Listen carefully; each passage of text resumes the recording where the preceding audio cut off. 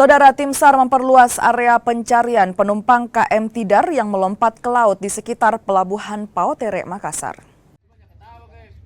Upaya pencarian RX Edilak, penumpang KM Tidar yang melompat ke laut di sekitar Pelabuhan Pautere, Makassar masih terus dilakukan. Pencarian dibagi menjadi beberapa kelompok dan area pencarian diperluas menjadi 3 km dari lokasi penumpang tersebut melompat. Sebelumnya, penumpang KM Tidar RX Edilak melompat ke laut pada 19 Mei kemarin saat KM Tidar tengah berlayar dari Bau-Bau menuju Pelabuhan Tanjung Perak, Surabaya. Pencarian hari ini kami memang berfokus untuk memperluas pencarian karena melihat dari arus yang telah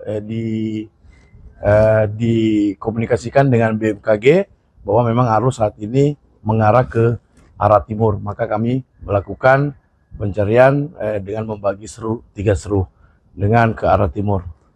Mudah-mudahan korban atas nama Henrik ini 41 tahun asal dari Kupang bisa ditemukan segera. Terima kasih.